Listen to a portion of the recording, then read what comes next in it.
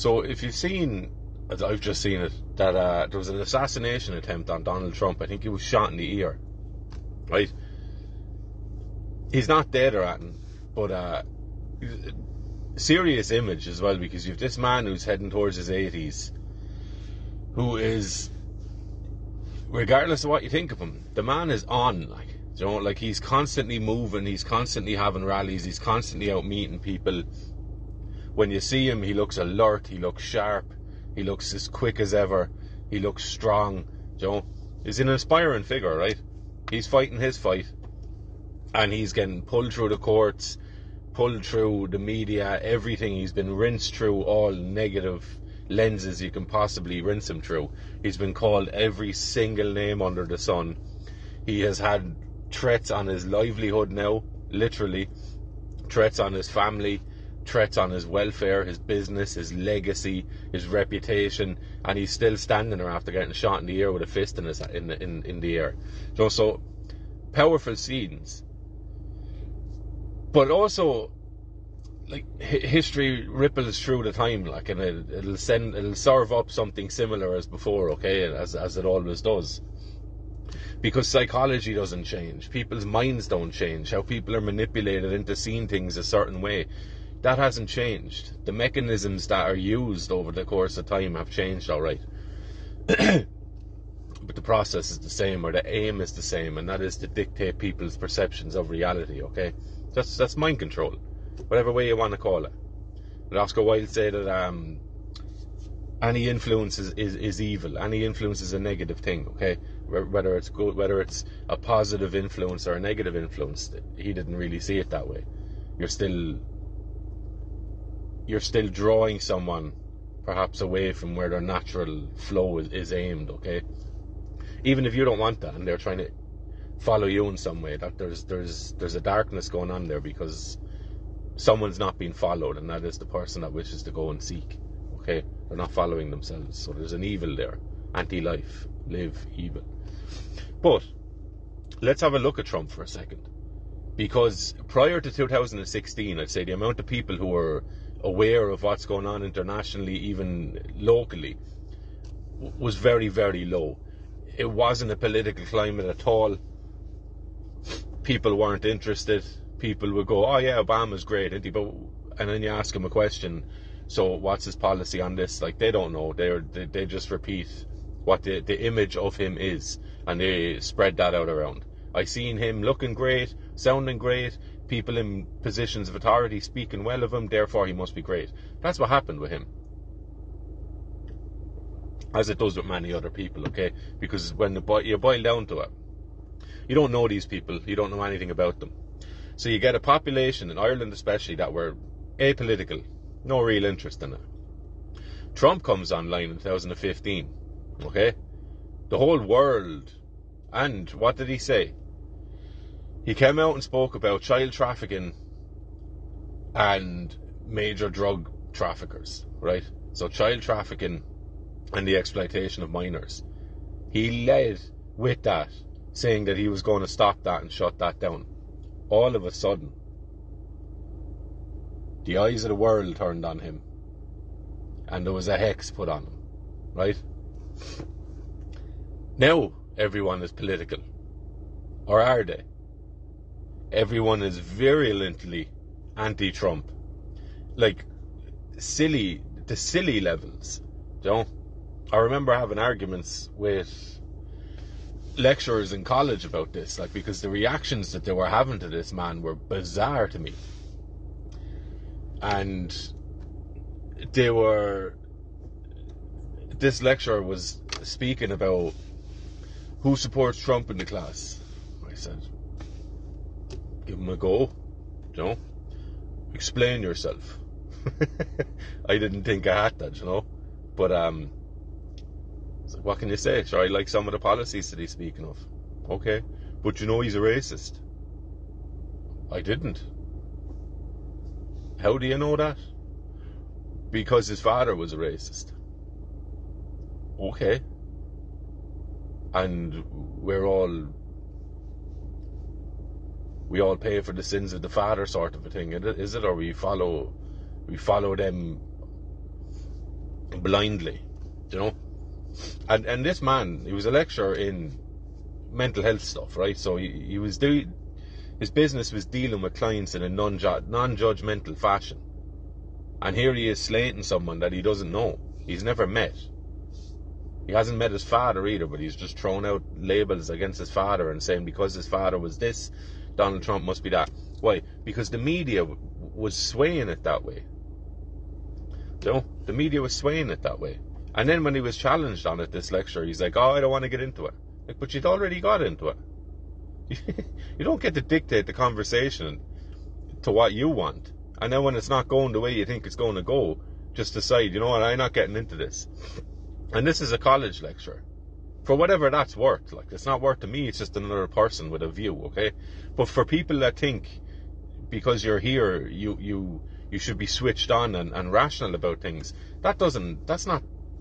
one doesn't naturally lead to the other, right? Your status or your position in this current world, it no longer dictates your character because it's not earned on your character, okay?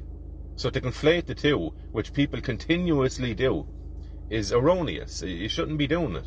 Or you should be aware that you're doing it and then be able to tally up the pros and cons. Are these things in line, okay? This person's in a position that would demand respect ordinarily. But are his actions earning the respect that I want to levy towards or hand towards someone in his position, okay, or her position? So we've seen in 2015-16, people got radicalized against Trump. But when you ask them any question about it, all they do is give you back what the media is after saying about him. Okay? So, wasn't he over in Russia urinating on working girls and blah, blah, blah? That turned out to be false. That was stated as fabricated in a court case. People don't know that. I was talking to someone recently a few weeks ago and they were like, well, sure, wasn't he in bed now with the Russians and doing... But he wasn't. This was proven to have been a fabricated story. Not true. Not true. In court, proven. Okay? People don't hear about that. The damage is done. You know? You can send out any lie you want, like, and the damage is going to be done. The infection has already begun, regardless of the stories that come after, okay? Because they're never given the same airtime. And people are already have their minds made up for them at that point. Okay? But my point on that is this. We're now in 2024, which is 8 years following Trump stepping into the political stuff. And the conversation around politics, because I haven't gone online and I haven't looked at any of the comments, but you know they're there, that this nearly 80-year-old man who, from his own account, whatever you believe him, he's fighting for children, he's fighting against drug dealers, he is fighting for his people that he sees as his people, the American people, and he's fighting for his country. And he just got shot, by all accounts, okay? He just got shot. And you're going to have people wishing that the bullet was a few inches to the right or left. Okay? And that's about as far as they'll go with it. That's as political as they go with it now. I don't like him, I wish he was gone. And you can see this mentality nearly become the norm or become dominant enough that it looks like it's loud enough now that it sounds like it's the norm, the normal view. Okay? This petulant, ruined child perspective that because I don't like something, it should be gone. Okay? That's how terrible, terrible things happened in history. And that's how terrible things are going to happen again in this current climate. And as they have. So, this man is running for presidency. His opponents don't want him. He's been dragged through the courts, and now there's an attempt made on his life. And you're going to have a massive amount of the population of the world going, yay! It's a pity it didn't clean him off, like. That's not... that is not the behaviour of an emotionally mature or psychologically capable adult. Okay? It's not the cure. Or... it's not the norm. It's not a mind working correctly. It's not a human being that is in line with itself to be operating that way. Okay? Because if you're so anti him, build something that is opposed to that. that works for the aims that you think that he's missing out on, instead of just rallying against one individual. And as usual, the winds blow east. So what happens in America, it seeds itself in Ireland too. And you have the same sort of mentality here. Granted, there's a distinction that must be made between online stuff and real life stuff. Because you see a lot of people online, everyone knows this, like they're a little bit gobby and mouthy online, and then when they're dressed in public, they shy into themselves. Grand, you know? But what's worrying is what the spillover of that is. Like, and I'm not saying that online things dictate blah, blah, blah, therefore shut it all down. Not at all.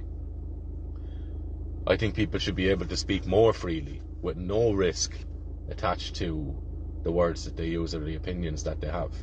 Okay? Because then you get to see what people really think. Give me your 100% honest opinion on things.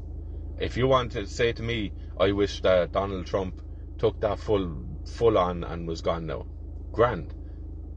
Or if you want to say any other politician or anyone in Ireland that's aimed at the same sort of policies that you don't like, if you want to say that you want them gone, that's fine, but because I know where you stand then. But you need to accept my views. No protection, fully blunt, bang, there they are, without running to try and get people sidelined in some way, okay? But I suppose with the introduction of Trump, you could say that he made politics grimy and dirty and underhanded and brought the quality of it down.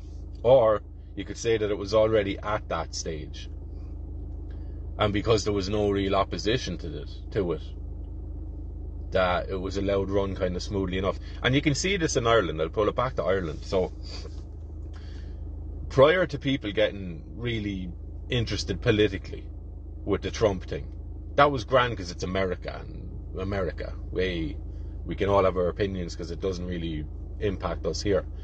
But with the COVID thing and the little splinter groups that are created in colleges, the gender thing, the identity thing, all that kind of stuff, you had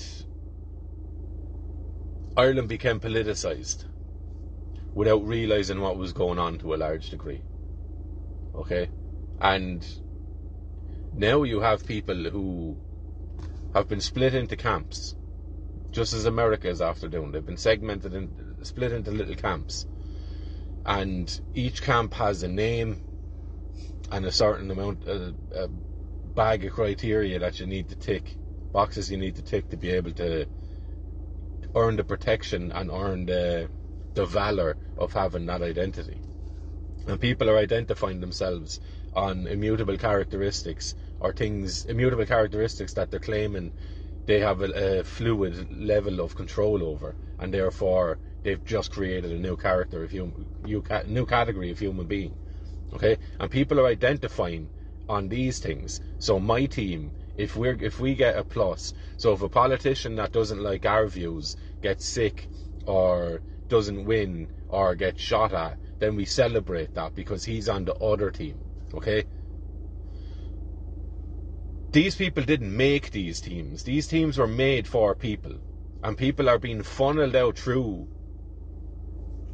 these lenses in colleges and stuff, and in big business as well, because the training, some of it mandatory, that businesses would have to bring in human resource training. That's been cultivated and developed by Tavistock Institute, which allows the group or group activities to work as like a social bonding thing, where you share some of your fears and concerns with people, and this helps bandy ye together and forms a sort of groupthink, where because you're divulging things and you're talking together as a group, everyone wants to fit in and not sound like the stupid person in the room.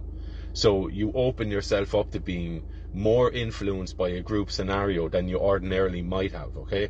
And slowly over time, this ends up colonizing your mind. So you no longer see your actions through your own moral filter. You see your actions through the filter of what other people will think of your actions and think of you as a result of that. And then you act accordingly. So you can either go against that and run into the wall, or you can just swim with the current, which is what everyone, or what you think everyone wants you to be doing, and how you think people want you to be doing that thing. Okay? And what's lost in all that, I suppose, like, there's nothing really wrong with that on the level. Like, so I'm a redhead, obviously. Do I have an affinity towards other redheads? Sure. Do I put myself in the camp of being with redheads, and every victory for a redhead is a victory for me? I don't. Because that's silly, because I know redheaded people that I have no interest in talking to. It doesn't define anything about who you are as an individual, or what your morality is, to say I'm part of this group. And the fallout, I suppose, from that is that people stop judging themselves and other people as human beings, and they start judging them as a PlayStation game. We're all playing FIFA here, and we all have the team that we're on, and we don't really care as long as we win. So every goal we score, and every injury you get or red card you get, we celebrate. Okay? So you've just rapid competition to the point of it becoming a totally self-devouring thing, okay, where everyone fails and everyone loses at the end of it. And I suppose that's the main point. So we start out with Trump getting shot, and we end with the idea that people are going to be applauding this and wishing for more of it. For what?